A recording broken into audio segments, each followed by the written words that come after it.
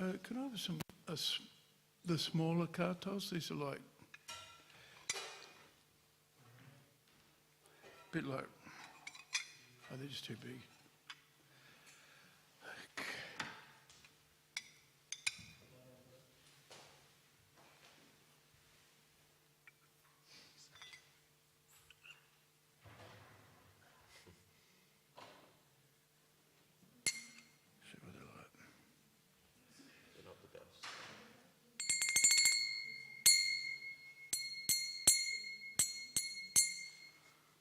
Probably better than these. Well, let's see.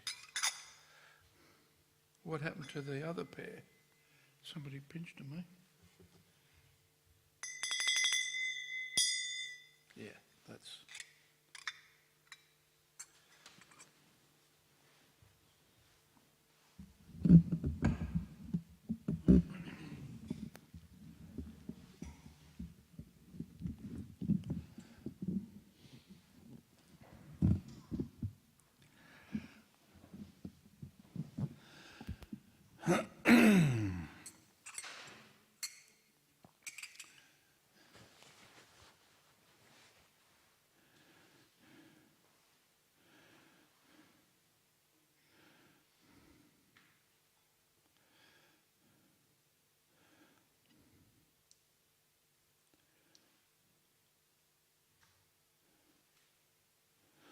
Okay.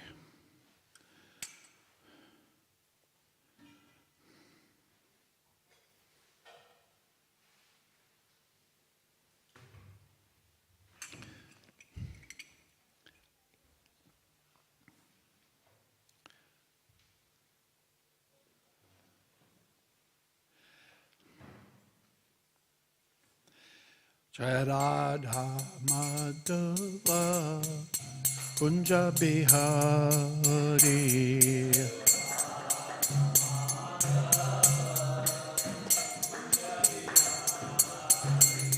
Jai Radha Madhava Kunja Bihari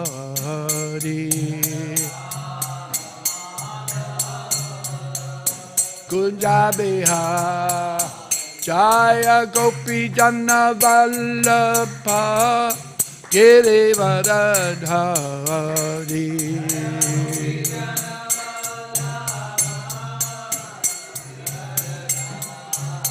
Jaya Gopi Jana Vallabha Girivaradhari Girivaradhari Yashoda Nandana Braja Janaranjana Yashoda Nandana Braja Janaranjana Janaranjana Jamuna Tira Banachari Vanacha Jamuna Tira Banachari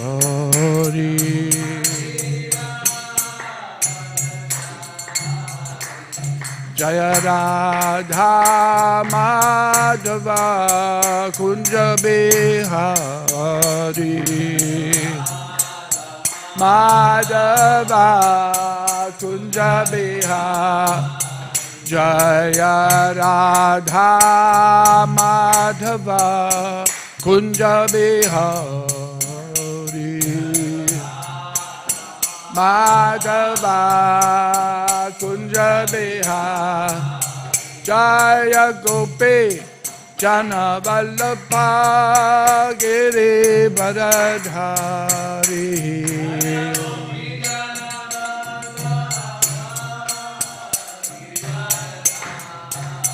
Jaya Gopi Jana Vallabha Girivaradhari Girivaradhari Yashoda Nandana Braja Janaranjana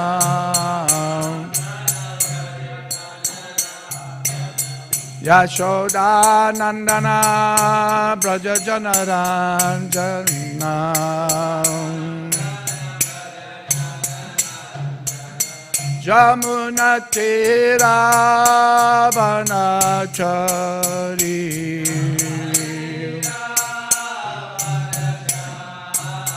Jamuna Tira Vanachari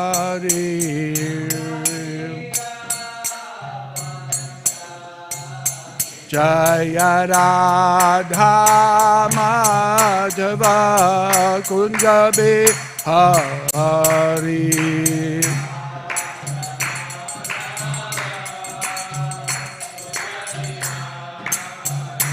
Jaya Radha Madhava Kunja Bihari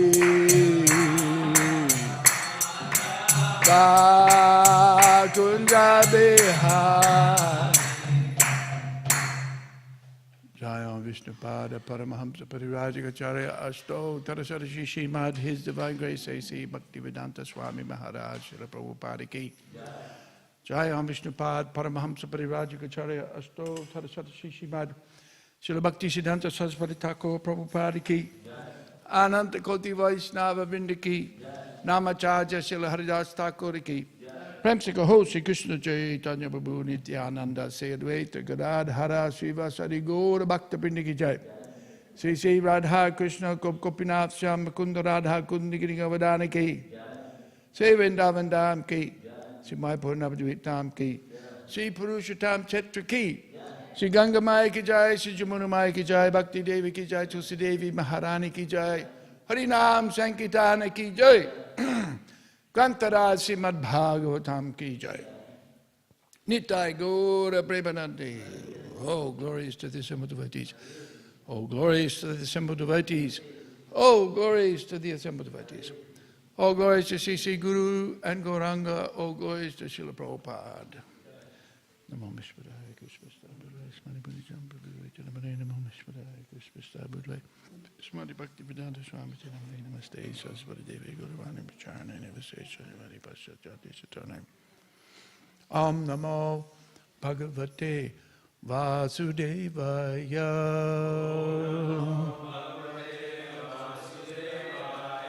Om Namo Bhagavate Vasudevaya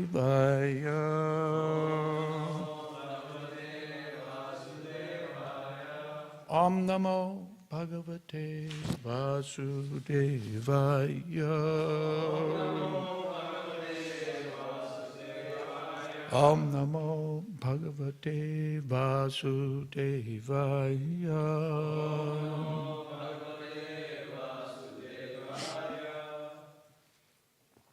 So we're reading from Śrīmad Bhāgavatam, Canto 8.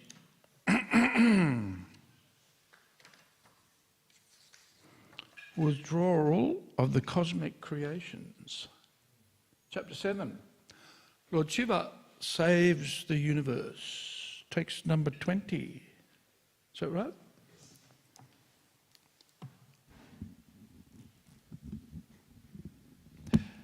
Vilokyatam deva varam trilokya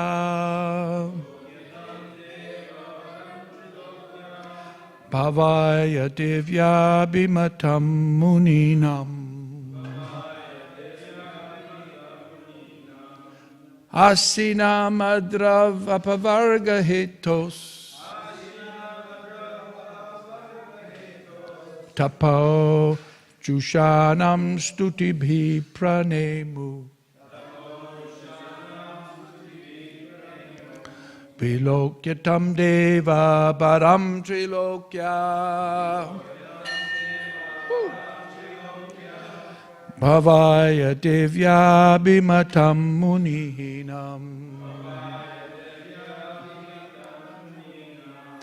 Asinam adravapavaga hetos Tapo jushanam stutibhi pranemuhu Vilokya tam deva varam trilokya. Bhavaya devya bimatam muninam.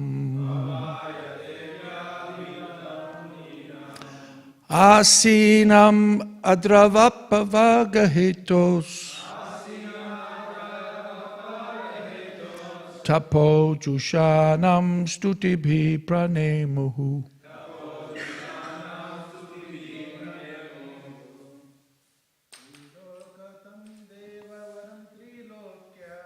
Trilokya tam deva varam trilokya. Bhavaya devya bimatam muninam. Asina madra vapavarga hetos. Tapo jushanam stutibi pranemuhu. Vilokya tam deva varam trilokya. Bhavaya devya bimatam muninam. Sinamadra vapavarga hetos. Tapo jushanam stutibi pranemuhu.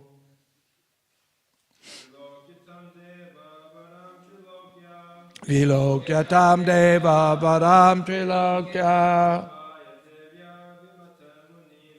Bhavaya devya bimatam muninam. Asina madra vapavaga hetos. Tapo jushanam stutibi pranemuhu. Ladies?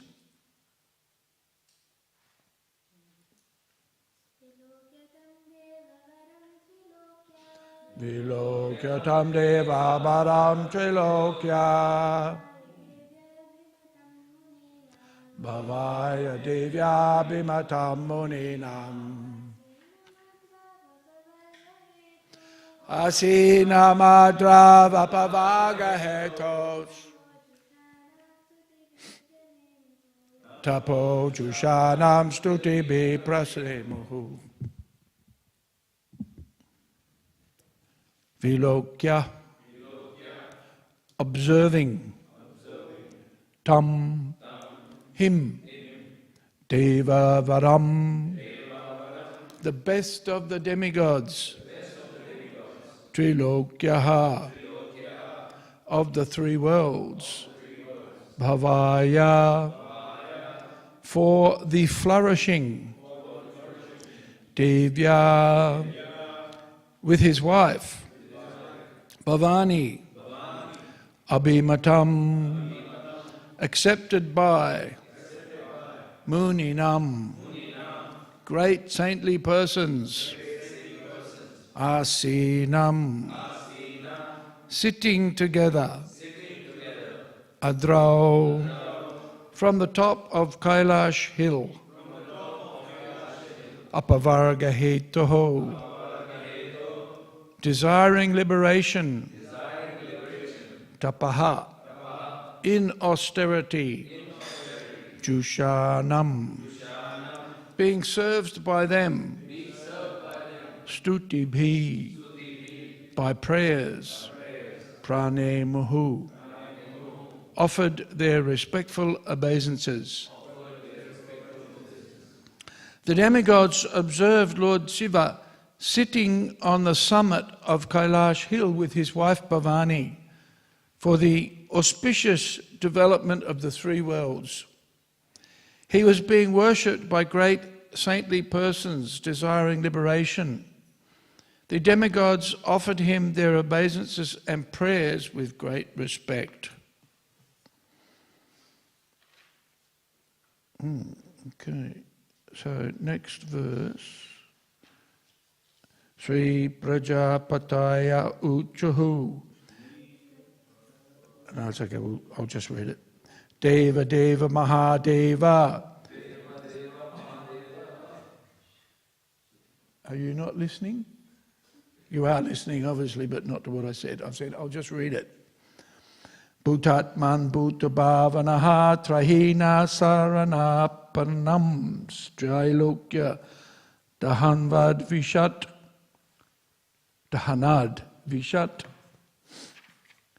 The Prajapati said, O greatest of all demigods, Mahadeva, supersoul of all living entities and cause of their happiness and prosperity, we have come to the shelter of your lotus feet. Now, please save us from this fiery poison which is spreading all over the three worlds. Purport.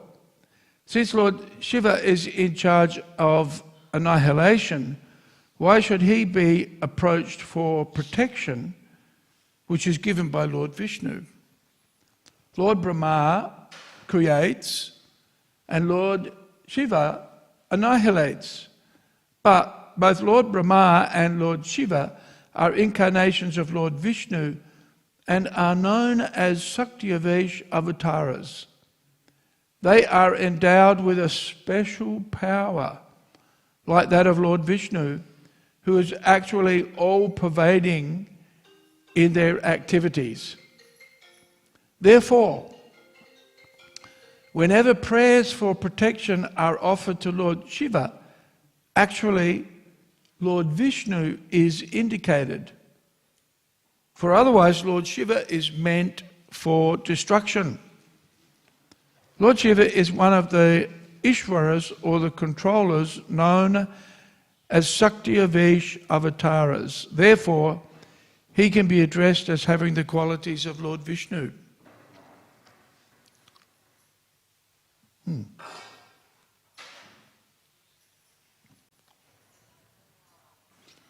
Om Jnana Timirandasya Gyananjana Salakaya Chakshurunmilitam Jena Tasmai Shri Guruve Namaha.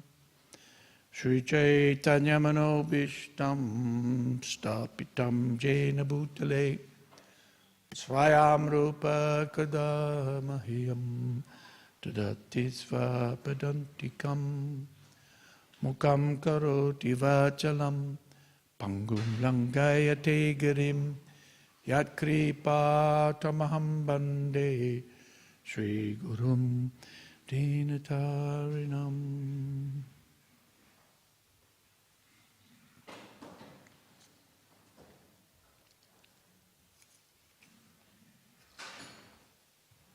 So the demigods are in a, demigods and the demons are in a predicament.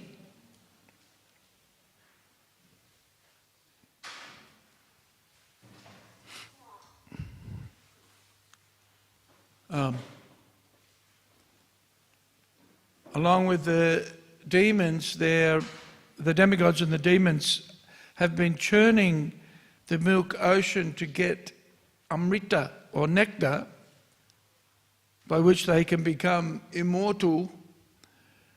But in the process have been challenged by the production of poison.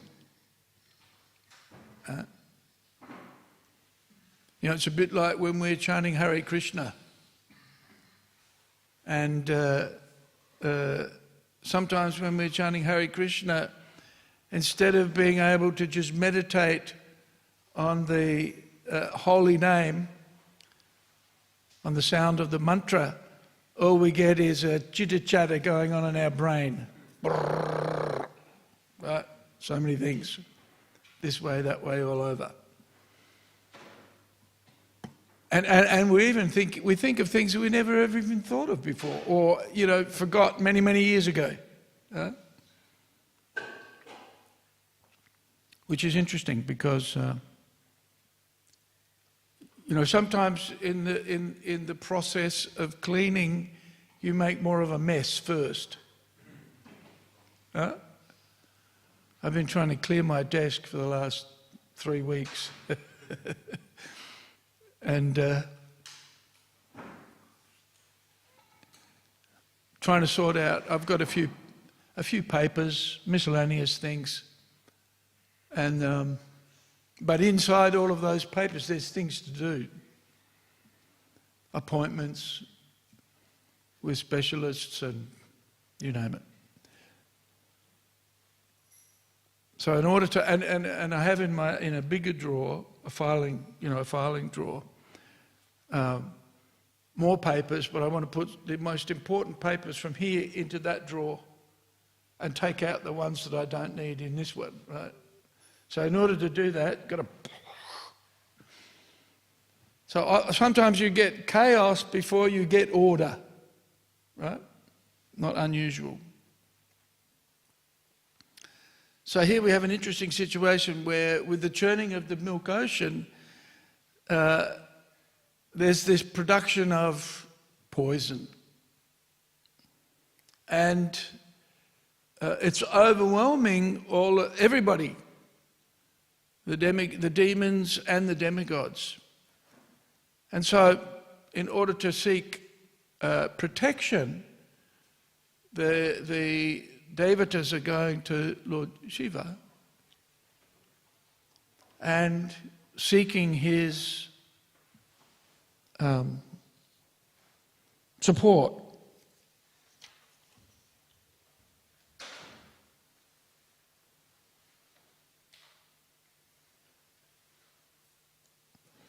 And in consideration of the very special potencies and the very special powers that Lord Shiva has. So Prabhupada asked the question in the beginning of the purport, why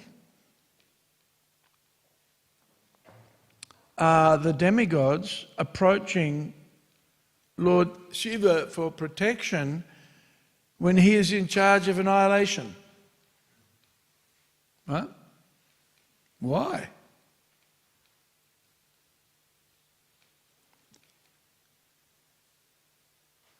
And Prabhupada makes a point here that Lord Brahma creates, Lord Shiva annihilates,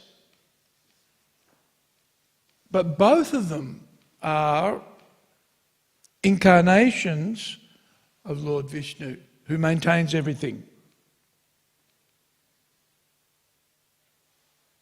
So the demigods recognize that Lord Shiva is a very special person, and as Prabhupada explains here, he is known as a Shakti-tattvas avatara. Both Lord Brahma and Lord Shiva.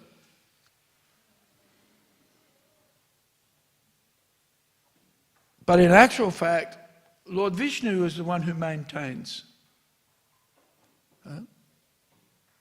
He appears as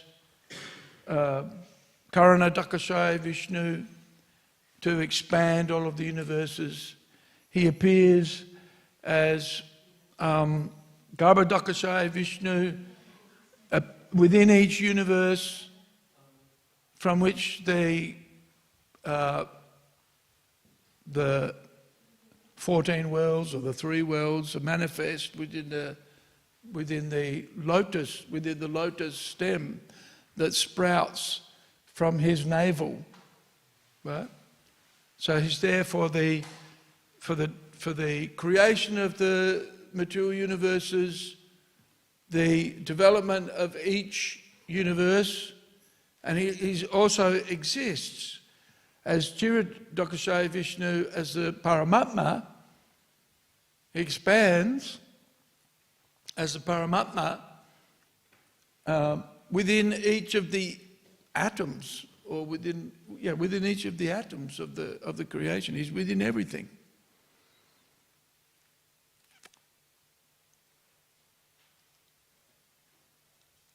And in order to facilitate the creation of these, and not only the creation, but the maintenance and ultimately the destruction of each of the different universes, he manifests in the form of Brahma, right? To create. Prabhupada explains Brahma's role is much like that of the engineer who builds a building, creates a building, and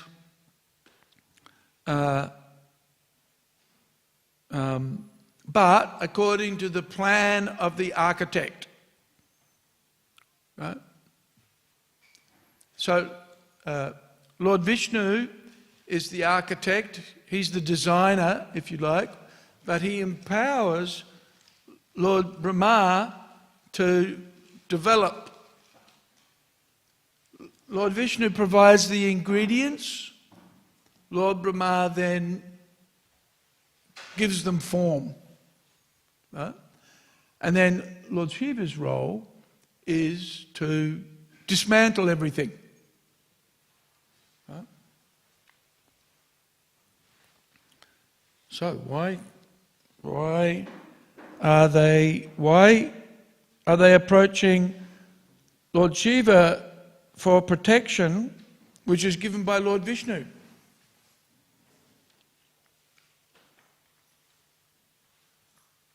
And so Prabhupada answers the question, why? Because Brahma and Shiva are known as these Shakti-tattvas avatars. Right? Avatara means one who descends from the spiritual world into the material realm. Right? And in that descent, they are empowered by Lord Vishnu.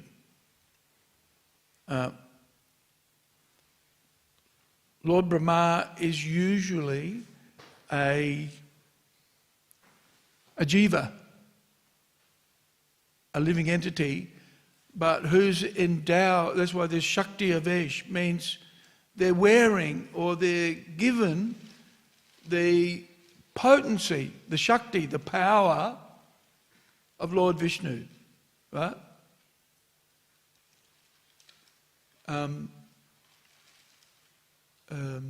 So Lord Brahma is usually a jiva,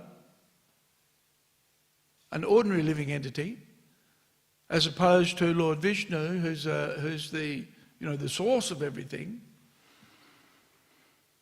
who's the Supreme Personality of Godhead. And the jivas are, Krishna says in the Bhagavad Gita, Mamai vamsa jiva loke jiva bhuta sanatanaha manas shastan indriyani prakriti stan ikashati. The living entities are a portion or a part, amsa, right? They're a part of the Supreme, and like the Supreme, but different at the same time. There's our philosophy is achincha beda abeda tattva, that the living entity are simultaneously one with, but different from the Lord. So we have the characteristics of personality. We even have the characteristics of Ishvara, of being a controller, right? But our control is very, very limited, whereas Lord Vishnu's control and power is unlimited. Prabhupada gives the example of the living entity in comparison to Lord Vishnu is like a drop of the ocean is similar to the ocean itself. They're non-different. But the difference is in quantity, right? Quality is the same. The drop of water is wet, and it's salty, and it's liquid, So it has as does the ocean. It's wet, it's salty, and it's liquid. But so we can say they're the same, but at the same time we say they're different. Try taking bath with a drop of water and see how you go, right? So obviously a lot of difference. Yet, effectively, yes, they're the same. So similarly, the personality who becomes Lord Brahma is a jiva, and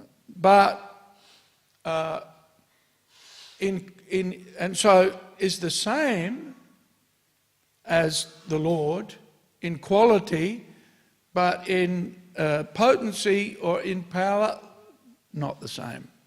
Although Lord Brahma is given powers and potencies far and above what is ordinarily supplied or given to, the regular living entities like us. Right? So that Shakti, or that potency, and why they're called Shakti-tattvas, is because Lord Brahma, even though he is a jiva and limited, still is endowed or is given potencies like that of God. Right? And why he's called a demigod. Demigod means like God. So it has certain characteristics. But as we know, Lord Brahma, even though immensely powerful, still has his limitations. Right? Now, Lord Shiva is interesting because Lord Shiva is not a regular living entity like Lord Brahma.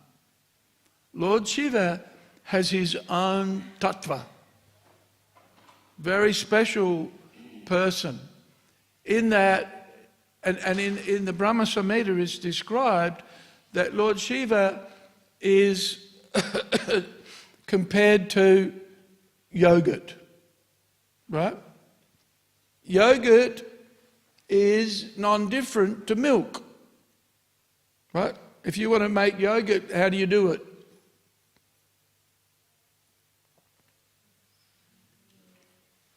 Well, the first thing is that you take milk.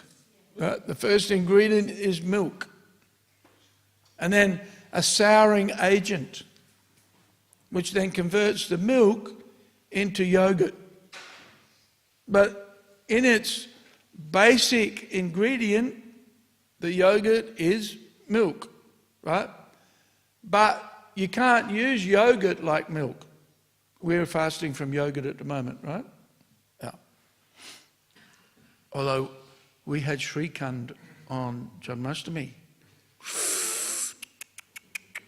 Naughty. Anyway, Korma said to me once, for Janmashtami it's okay, it's a festival. It's a special occasion. So, even though yogurt is milk, it acts differently to milk. Right? It acts differently.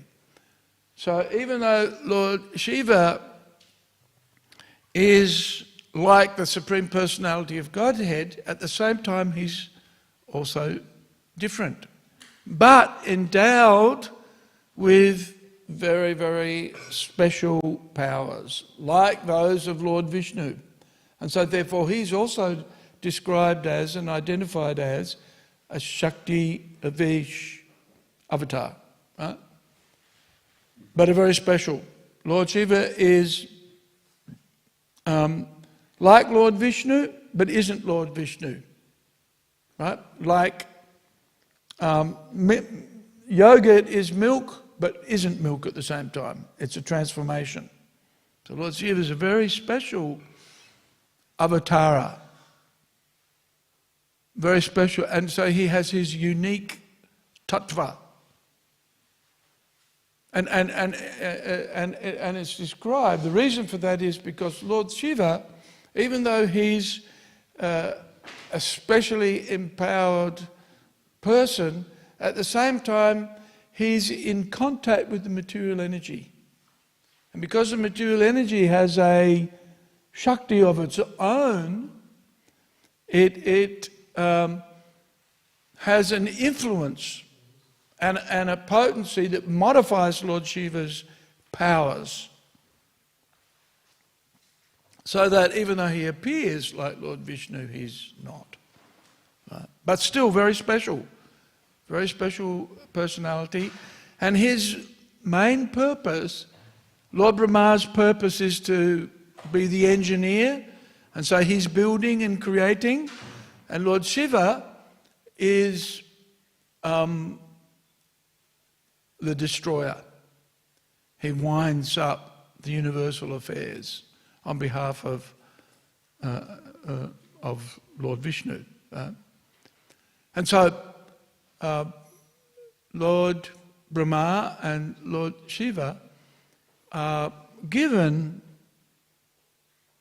special respects and special consideration because of their unique positions and unique positions within the realm of managing universal affairs.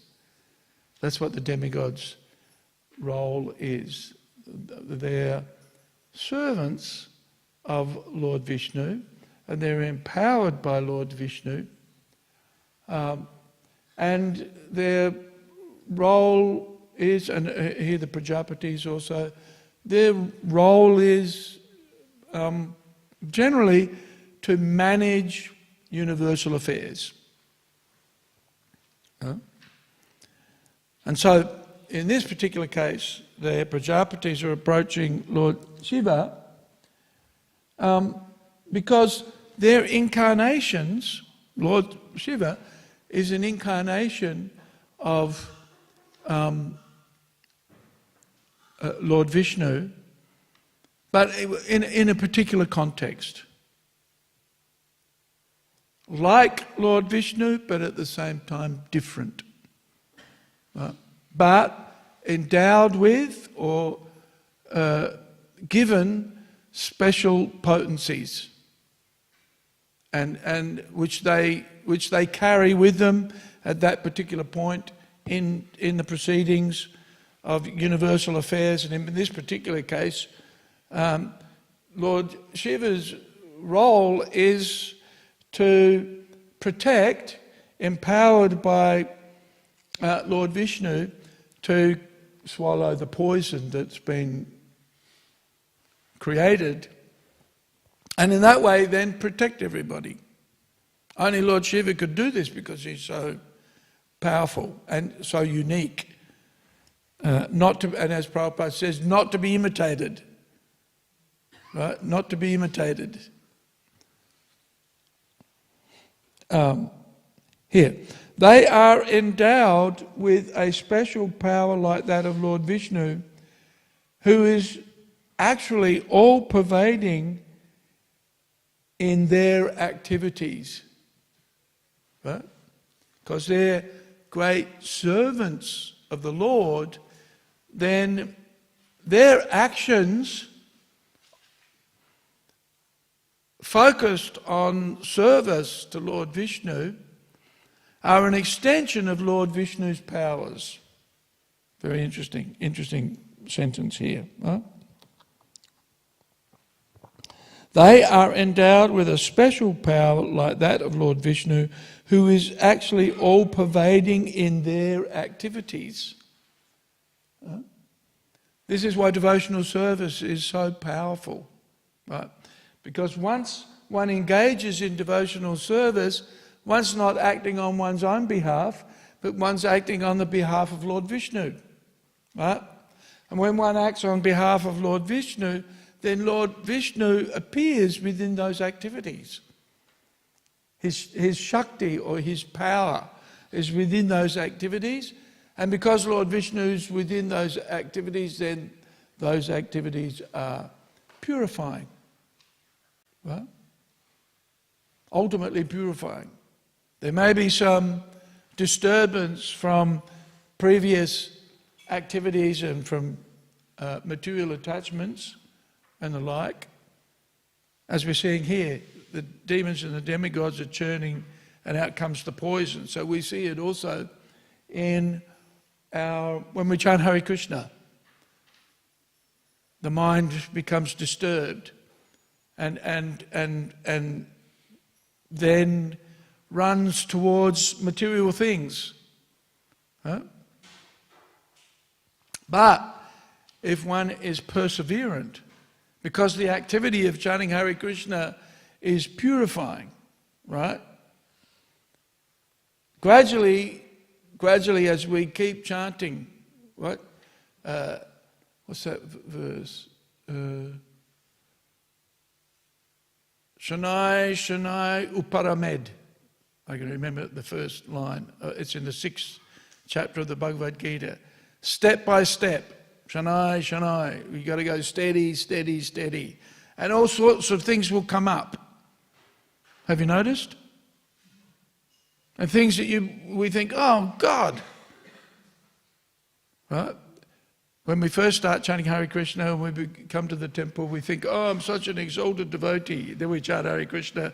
Then we discovered, oops, I'm not as exalted as I thought I was. And really, that's, we've been in association with the material energy, Prabhupada says, from time immemorial. Why deity worship is so important, along with the chanting of Hare Krishna, right? Because we're attached. We get initiated and we think, wow, now I've been completely purified. My guru's taken all of my sinful reactions, right? And we feel super fired up until we wake up the next morning. And then we discovered, like Prabhupada says, wherever you go, your forehead gets there first. So we're still a conditioned living entity. But if we follow the instructions of the spiritual master and engage in devotional service, which is ultimately, as Prabhupada says here, Lord Vishnu is present within those activities. We follow the order of the spiritual master, so we rise early, offer our obeisances, take bath, then pick up the beads and start chanting Hare Krishna. And by chanting regularly every day, step by step, then gradually the material energy relinquishes its grip on the devotee, right, by Krishna's mercy. And so gradually, by the performance of devotional act, what Krishna says, Tesham satata yuktanam bhajjatam pritipurvakam dadami buddhi jogam tam jena mam upayanti te. Krishna says that I give the intelligence to those who constantly serve, right? Tesham satata yuktanam, those who are engaged in my service continuously. Dadami buddhi yogam tam. Oh, well, what is it? Satatam. Tesham satata yuktanam. Yes, priti purvakam. I mentioned this yesterday. I read this the other day. Prabhupada is saying we should chant with priti, with affection, right? When our mind is disturbed by ghosts of the past, it's hard to... we actually, what can happen for the devotees, certainly happened to me. We become scared of chanting Hare Krishna because we've got to face ourselves. And it's not pleasant. It's painful to have to face the fact that we're not the Paramahamsas that we thought we were. And so to have that priti, that affection, requires effort and steadiness, determination. Therefore, Krishna gives us instructions in the Bhagavad Gita how to do that. Right? How to be steady and regulated so that gradually the mind is controlled. Otherwise, the mind will go crazy. Right? The mind is crazy sometimes. Right? Like you can go to the top of the Eureka building, right? And you know, what's the first impulse that can come to mind when you're standing in a high building? Jump! Right? Well, it's crazy. And then the intelligence says, hang on a second, that might not be a good idea. This is why we need intelligence. And why we study the Shastra, right? To build intelligence. Study the Bhagavad Gita. In fact, Krishna says in the Bhagavad Gita, one who studies the Bhagavad Gita worships me with his intelligence, right? Because, you know, the teachings of the Bhagavad Gita and the teachings of the Bhagavatam are designed to sharpen our discrimination. And, you know, discrimination in that we should be able to determine the difference between what is matter and what is spirit. Activities that should be engaged in, activities that should be avoided. Right? So, Lord Brahma and Lord Shiva, in their activities, it's mentioned here, Prabhupada mentions, that because they're empowered by the Lord, then their activities are actually his activities. Right? A devotee represents Lord Vishnu because he follows the instructions of Lord Vishnu. Just as the devotee represents their spiritual master by following the order of the spiritual master. Right? So, yeah, they have special power. So this is why the Prajapatis are approaching Lord Shiva. Even though ordinarily Lord Shiva would be the master of destruction, still they're approaching Lord Shiva because he's a representative of Lord Vishnu, and as a representative of Lord Vishnu is empowered and given special potencies to assist. And in this particular case, he assists by consuming the poison. So Prabhupada says here, therefore, okay. So when Prabhupada says therefore, that usually means he's explaining the point. Right? Therefore, the conclusion is, although I don't think he says here the conclusion is, therefore, whenever prayers for protection are offered to Lord Shiva, actually Lord Vishnu is indicated. Right?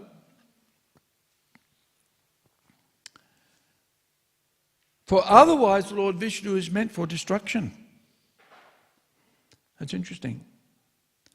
Lord Shiva is one of the Ishvaras, or the controllers, known as Shakti-tattvas avatars. Therefore, he can be addressed as having the qualities of Lord Vishnu. So this is why the demigods are approaching Lord Shiva, who would normally be provide anything but protection. But actually Lord Shiva does provide protection, especially for the devotees, because he's such a great devotee himself. And in that example, that dedication to service, exists the protection for the devotees. Right? His service may be to destroy, but ultimately his service is to please the Lord. That's his main focus. And so therefore, he's a great example. Although, as Prabhupada says, not to be imitated. You know, living in a very secluded place and presenting as a great renunciate, these activities really shouldn't be imitated by us in particular.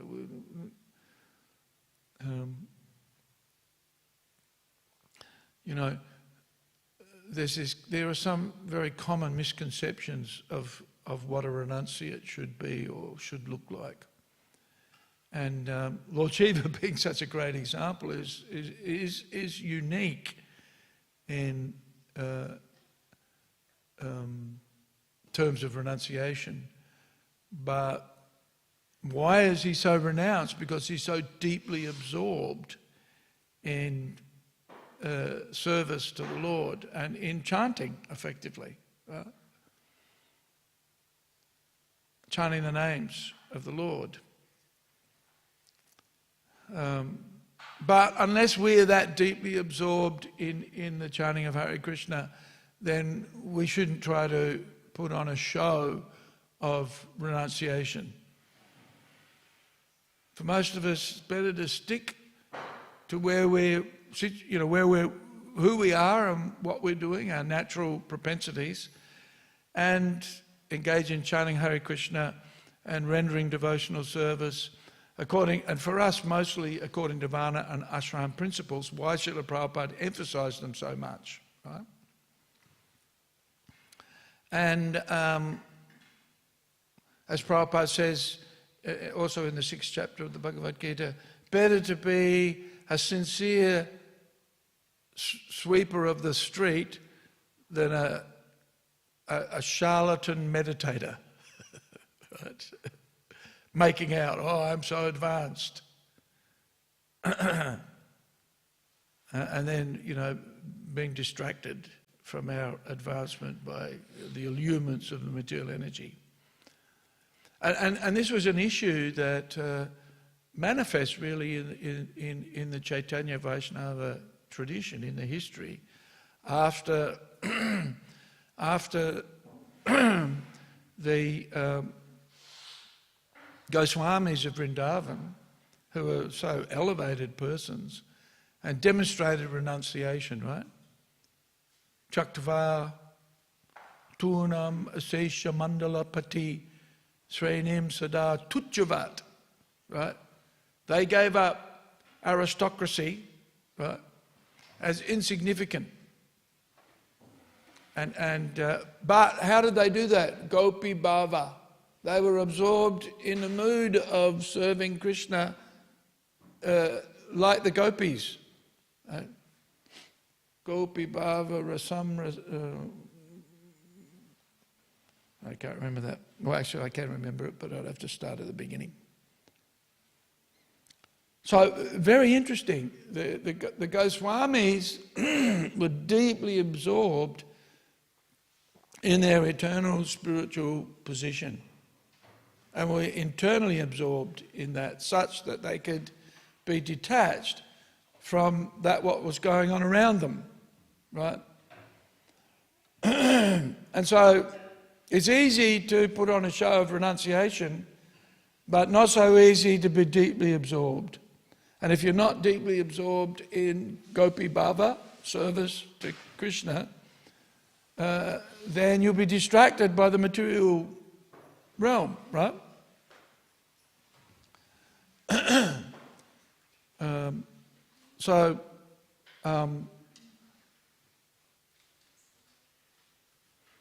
It's recommended that one not imitate those who are deeply renounced, but one should follow in their footsteps and follow the essence of what they're doing, and that is for us, those.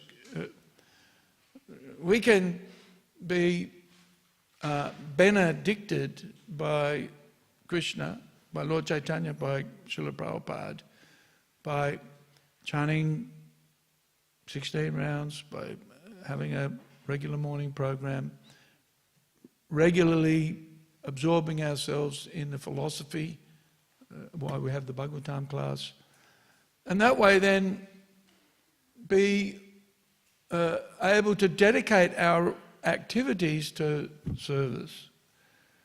And in that way gradually develop a mood of renunciation. But even we see in Srila Prabhupada's example, deeply renounced, deeply absorbed in service, but using material facilities all of the time, right? So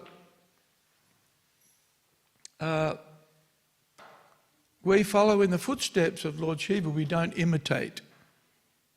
And what is Lord Shiva famous for? For chanting the name of the Lord. Right? And this is the basis for our spiritual advancement, effectively, is chanting Hare Krishna. And then by steadily chanting, and as I said before, mind gets disturbed and out of control. The methodology is very simple. We just bring it back to the hearing of the mantra, right? Despite the disturbances, right?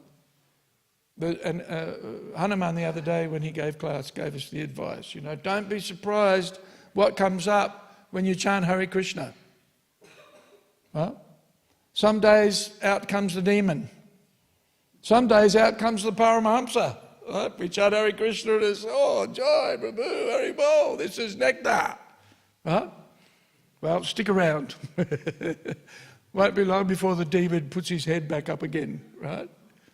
So we have to actually be detached from those things. Right? It's easy to become exhilarated, and then we start thinking, oh, wow, I'm really advanced now. And then the next day, 4 o'clock comes around and it's difficult to get out of bed. oh, too hard. Right? And then when we're chanting, then up come so many things. And then we wonder, yesterday I was a Paramahamsa, today I'm a demon. What's going on? Right? Well, this is okay. Well, no, I shouldn't say it's okay, but it's normal. The material realm, it's described like it's an ocean. Right? Sometimes you're on top of the wave, right? And everything's fantastic. Yoo-hoo. Well, and then sometimes you're down in the trough. And you're thinking, oh no, life is horrible.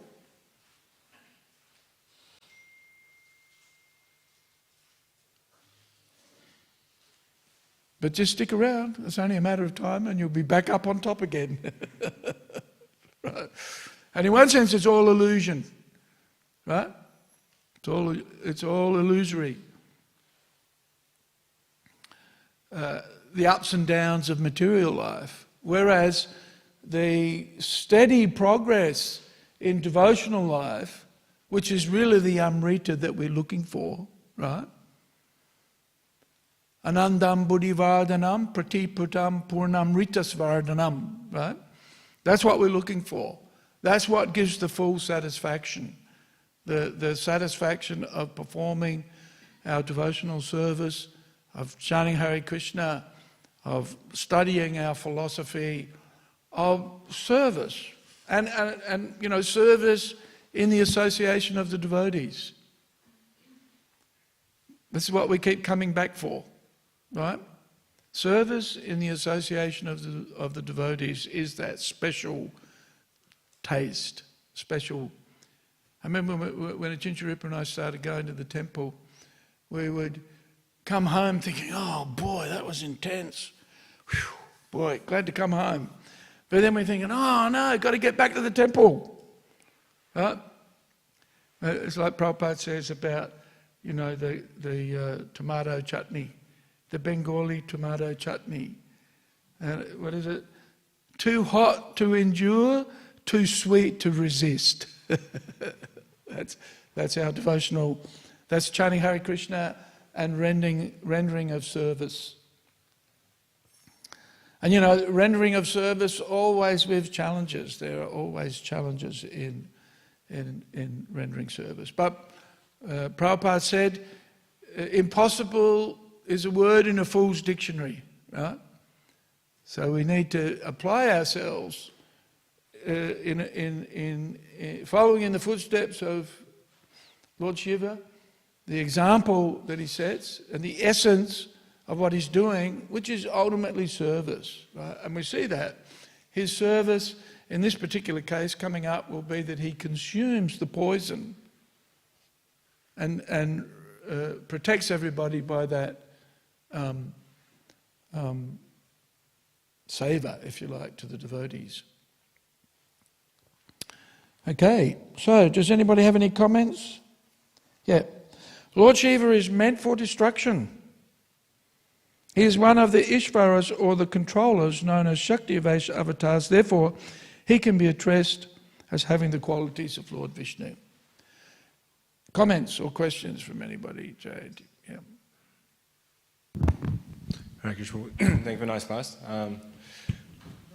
We understand obviously that Lord Shiva is the representation, one of the representatives of Lord Vishnu, of Lord Krishna, and he's not the supreme person of Godhead. But oftentimes we see in Śrīmad Bhāgavatam that the devatas, I'm sure they understand that, but they address Lord Shiva as Bhagavan. Yes. Or they have, even the translation here, they address Lord Shiva as the super soul.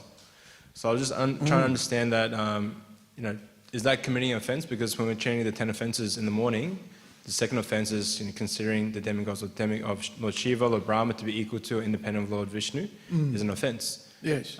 So I'm trying to understand, are they committing an offense just by...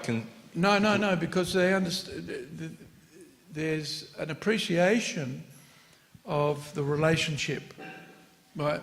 And there's an acknowledgement of the relationship. And there's an awareness of the relationship where he's respectfully addressed as Bhagavan, because as Prabhupada says here, he has the qualities of Lord Vishnu, right? And why we worship Srila Prabhupada, say for example, bow down, offer prayers, offer our service, as if he is God. But we know he isn't God. And Prabhupada himself said, I am a representative like the Viceroy who's given respect and honour and offerings on behalf of the king. So Prabhupada says, wherever I go, I'm like the tax man, only I collect obeisances. Right? But those obeisances are not for me, they're for the Lord. And so I accept them, but on the behalf of the Lord. Right? Now, because Srila Prabhupada does that, he's endowed with great potency. Right? We see that potency in Prabhupada. That potency ultimately comes from the Lord. Right? But we don't think Prabhupada is Krishna. In fact, Prabhupada at one point left, he said he withdrew from ISKCON because devotees were preaching that Prabhupada was God. And Prabhupada was disturbed because he never said that. As good as God, but not God. And as good as God, as we see with Lord Brahma and Lord Shiva, because their activities are on Lord Vishnu's behalf. And so Lord Vishnu's Shakti or power is present within those activities because they're on his behalf, right? So the demigods, and the reason why we study the Bhagavatam also, is so that we can appreciate the special position of Lord Shiva, but not mistake him for Lord Vishnu. Even though he's endowed with potencies that have come from Lord Vishnu, he isn't Vishnu. How does that sound? So they call him Bhagavan because he has the powers of Bhagavan, not because he is Bhagavan necessarily. Right? And there's respect for that. Just like, Prabhupada has great saintly qualities. Even the devotees all have saintly qualities. And so we bow down to the devotees.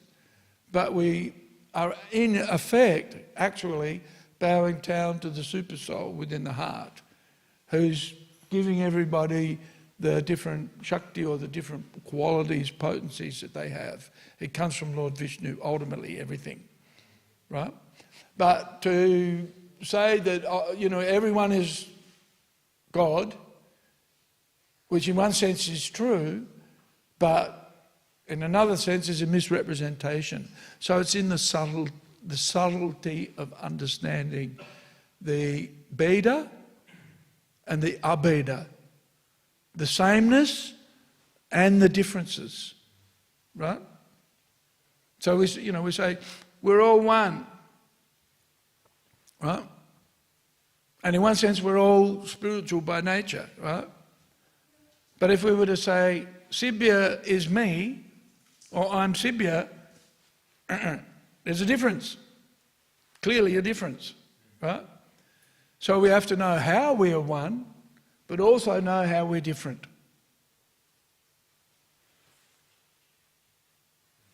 Yeah. I think Prabhu had a question, then we'll go to you. Prabhu, We can always go to you, Sibya, we know that.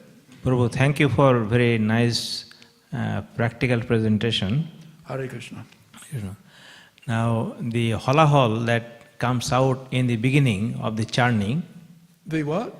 the holahol, the poison. Yes. Yeah. Yeah. So I was reading on one article about this whole process of the churning is to cool your mind.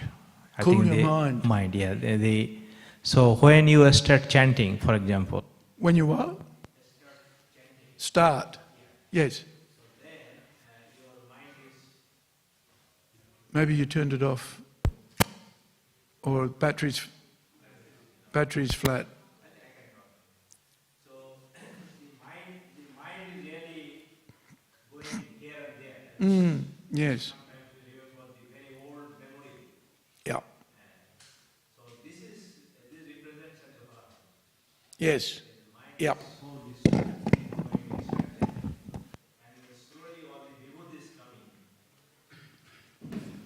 And that represents your mind is now going towards the Supreme Personality of Godhead. Yes. And Yeah. finally, when you get the nectar, that means you are fully assimilated with Godhead. I think that's thank you. We would like to think so, yes. Yeah, thank you. But sometimes we become completely absorbed in chanting Hare Krishna, at least for that morning, right? And then we wake up the next morning and we discover we're still wading in an ocean of poison. Right? So it requires steadiness. And you're right, cooling. And so there are activities that can be done before chanting that keeps the mind pacified. So even in the Bhagavatam it mentions you can do things like pranayama, some yoga practice. I don't know if you've noticed, I've noticed it more than once. I just do some stretches and, maybe a downward dog or, whatever, some yoga stretch, and then do some breathing exercises. And then the mind just automatically becomes peaceful. Or shall we say, calmed. We know there's, but at least we can chant and hear. Then we become purified. And so, you're right, yes. There is a process. Our process is pretty simple. But within that simplicity lies great potency. Yeah. So we just have to stick at it and listen, hear. Sibya. Hare Krishna, Prabhu. Thank you for the nice class. Prabhu, you had mentioned how Lord Shiva, he is empowered from Lord Vishnu, and he's the topmost. Well, Prabhupada says it here. Yes. The topmost devotee, and he's very powerful. And we also hear in lectures, whenever a great Vaisnava or a sannyasi comes, we become eager to get some association with them. But we see in our movement, we're not encouraged to go to the temples of Lord Shiva and get his association. So why is that, sir? Usually because the question is, why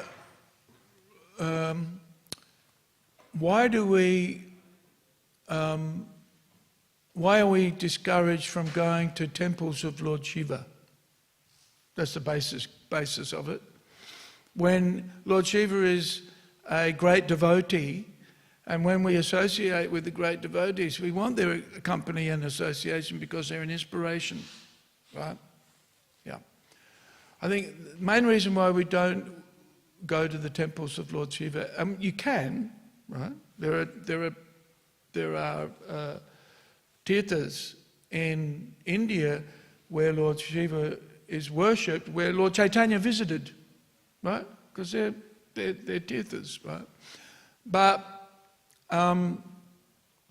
here's my speculation, right? The reason why we don't go there is because the people there worship Lord Shiva in the wrong way.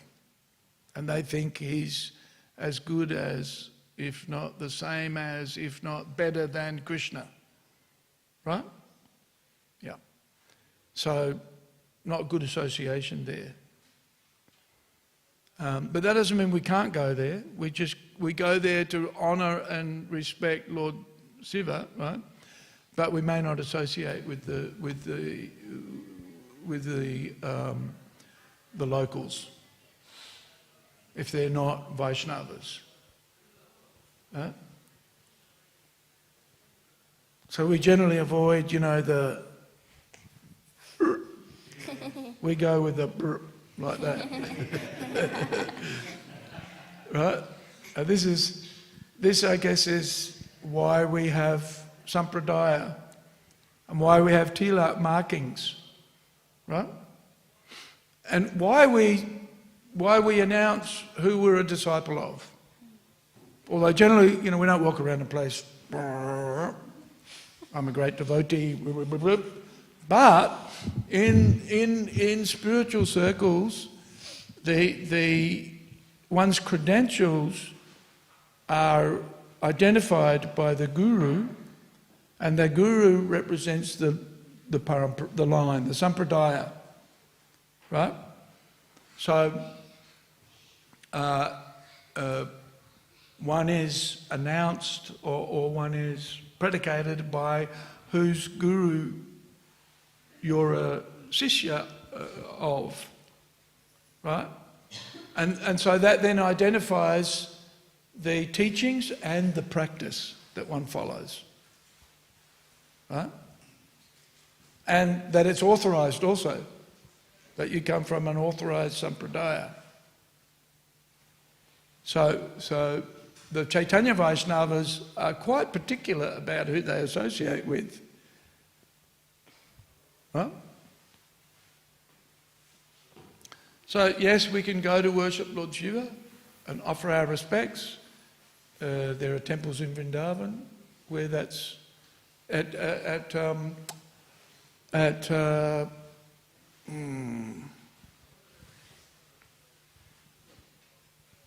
I forgot the name of the place, where Rupa Goswami performed his bhajan.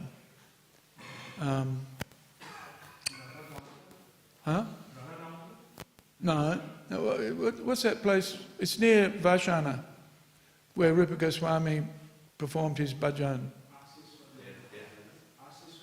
Teragadamba, is it? And before you go to his ashram, there's a Shiva Lingam, little altar, and he's one of the Digpala of the four protectors of the Dham, right? And so that's why Lord Shiva is, he's a protector of the Dham. So we see Lord Shiva there actually in those examples as a protector, as he is here, right? So before we spend time at Rupa Goswami's ashram, we offer our respects to Lord Shiva as a protector of the Dham. So, yeah, we can visit the temples of Lord Shiva to respect Lord Shiva because he's a great devotee. What is it? Vaishnavam yata shambhu. Prabhupada quotes that line often. But we may not associate with the worshippers of Lord Shiva because they worship him in a way that's not compatible with our practice. Right? Thank you. Yeah. Yeah. Sure.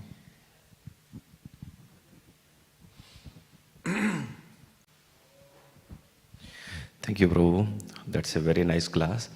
So one confusion, now Lord Shiva is the Vaisnavanam yatha sambho, and also Lord Shiva is the one of the preacher or one of the initiator of the Sampradaya, Rudra Sampradaya. Yeah. So he has been propagating the Vaishnava philosophy. Yeah. So now that we also see but there's not that many people who are following it. That's the problem. That's the problem. That's the problem. And there is another section of Shiva follower who are the strict Saivites and who are the against Vaisnavas. So how that, that division came, How? Well, I don't know. How has that come about? Well, I think, here's my speculation, based on what I've heard from Srila Prabhupada, right? That Lord Shiva's tattva, the truth about Lord Shiva, is not easy to understand. And we see this in India, actually. Even our Vaisnava philosophy and practice is not that difficult to understand, but there's a lot of people who misunderstand it, right? There's a plethora of hodgepodge, right? Spiritual kitchery that we see in India. It's all over, right? Yet, and why Srila Prabhupada gave the example of the Vienna School of Music. When you go to the School of Music, you want to learn to play an instrument, they say, have you had any lessons before?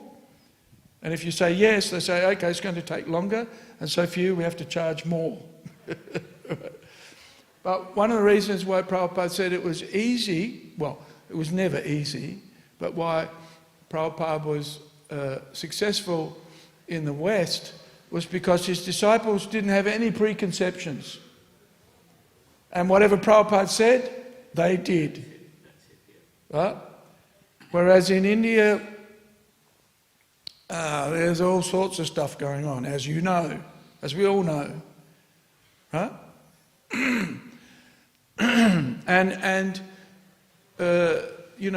Basically what we see in India today is the remnants of Varnashram culture, right?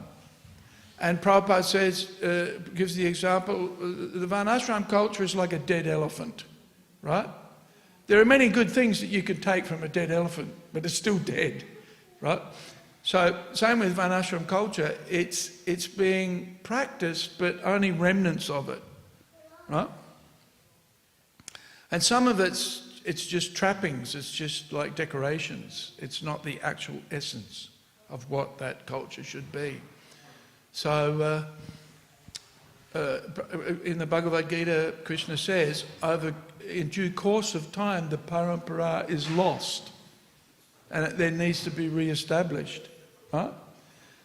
And Prabhupada explains, citing the teachings of Bhaktivedanta Thakur, that actually all of the sampradayas have come together in Kali Yuga in the form of the Sankirtan movement under Lord Chaitanya. And so we effectively are applying Lord Shiva, the essence of Lord Shiva's teachings, the essence of the Nimbarka Sampradaya, the essence of all of the Sampradayas are combined within the teachings and the practice presented by Chaitanya Mahaprabhu, right? And so,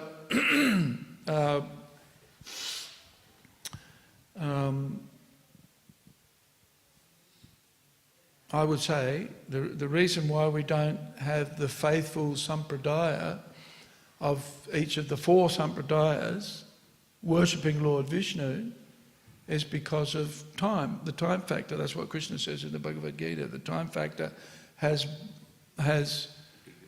disturbed things, right? And plus the Kali Yuga effect. And Kali Yuga, yeah. And that's why Lord Chaitanya appeared. And even in ISKCON, we see things get changed. Right?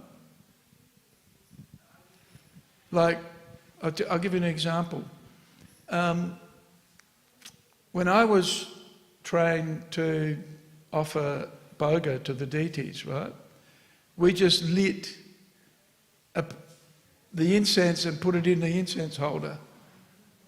And yet sometimes when I look at what the pujari is doing, they light the incense and they start offering it, to the deities, which comes later when you do the arati, not before we do the offering. Just put the incense in and then you do the offering.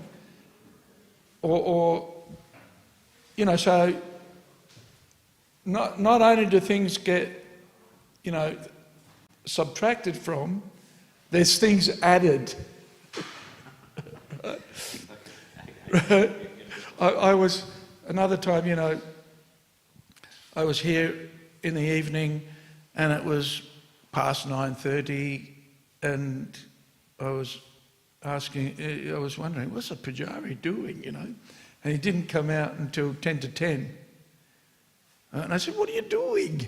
You're just supposed to put the deities to sleep, close the gates by 20 past 9, put the deities to sleep, 9:30, finish, bus. Right? So we then discovered that he was rocking the deities before he put him into bed. He said, where did you get that from? He said, one of the pujaris from Vrindavan told me I should do that. Right? And I was like, what? Where did that come from? Right, so we've got to be careful about not doing the things that we've been taught. We've also got to keep an eye out for the stuff that can get added. Right? So in this way, we see how, the unadulterated teachings can actually be embellished or eroded. Even in our, short experience in time. Yeah. So,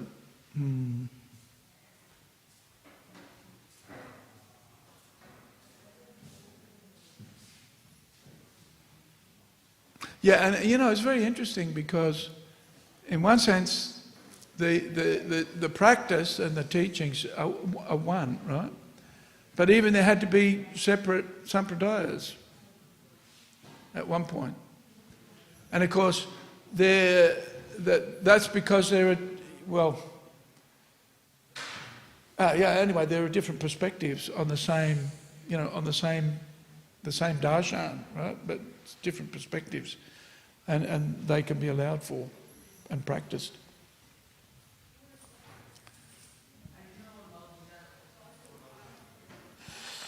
And when Vyasadeva compiled the Vedic literatures, then those sections of the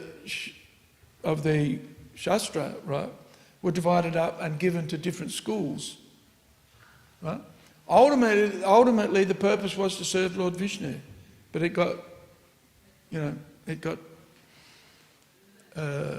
broken down, interpreted, reinterpreted, reapplied, and so there were changes came about. And so that can be quite bewildering without, and even, Krishna mentions that in the Bhagavad Gita. One has to know the purpose of the Vedas to understand the application.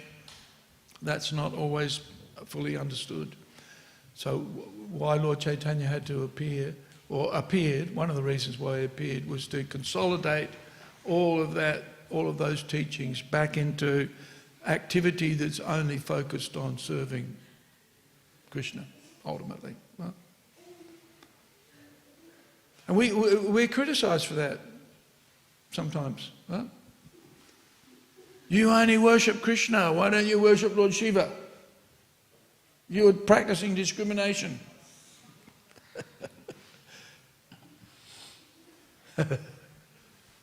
Oops. Okay, I think we should have prasadam, huh? In fact, I think the breakfast time's gone some time ago. But anyway. Grantha Śrīmad Bhāgavatam ki jai, Gaura Bhaktivinoda ki jai, Srila Prabhupada ki jai.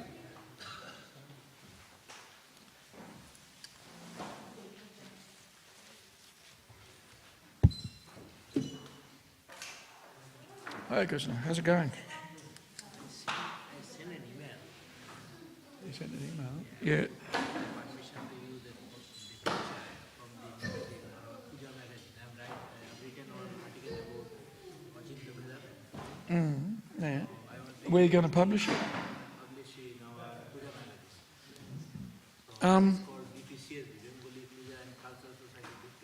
Yeah, where's the picture from? Is it a BBT picture or a, what picture is it? Yeah.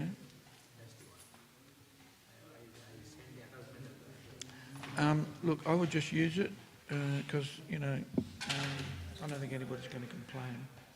Nobody's going to complain. And, some of these pictures, if you want to get permission to use them, you'll never get it. So better to just use it and apologise afterwards, because it's such a little thing. But BBT pictures, the BBT is notorious for not allowing people to use them. I don't know. You'd have to show me the actual picture. Yeah, sure. Yeah, Haribol. Yep.